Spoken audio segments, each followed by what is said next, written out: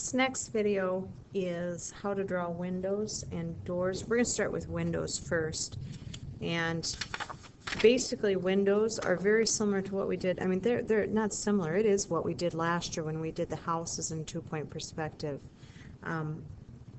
It's possible, and we'll talk about making arched windows like this, but we're going to start with the very basic square windows. So as a review, you look at the bottom of your wall, tower, whatever you're working on, wherever you're going to put this window, and use that as a guide to figure out what direction your windows are going to go. This is the left side of the tower, so if I'm going to put a window here, I have to use the left-hand vanishing point. In fact, I can do a window here, and I can do a window on my back tower as well, and they're lining up, they're in proportion. So that's the bottom of my window. I can then go up vertically for the height of my window, and I can go to the left-hand vanishing point again for the top of my window. Like I said, I can easily line it up, do a line on this tower and this tower, and now I have a window almost done on this back tower.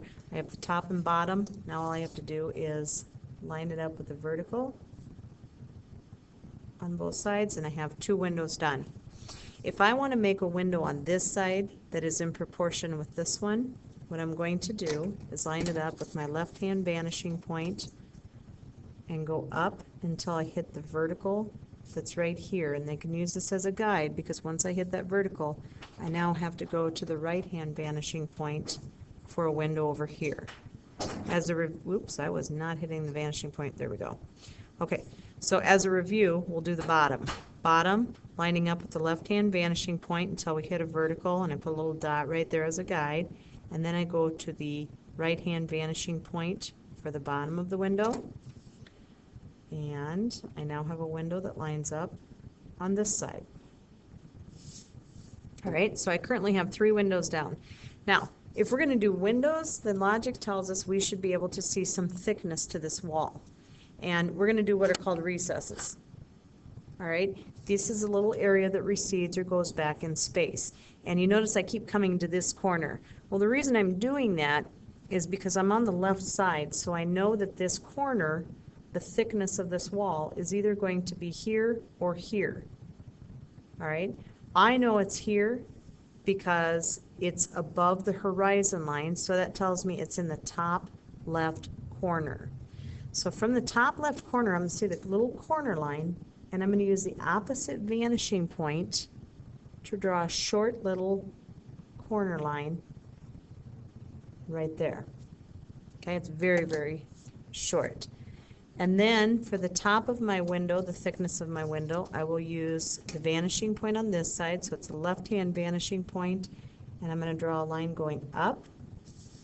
Wow, I got off a little bit. And then where this corner hits right here, and I have the top, I'm then going to draw a vertical line going down. All right, so there's the recess for that window. Think about this one. It's on the right side. It's above the horizon line. Which corner is it going to, where are we going to see that little recess line? Right side, above the horizon line. This is the corner right here. So this corner is going to have a short little line, and it's going to be lining up with the opposite vanishing point. So the left-hand vanishing point from that little corner, we'll draw that short little line. Top of the window on this side goes to the right-hand vanishing point,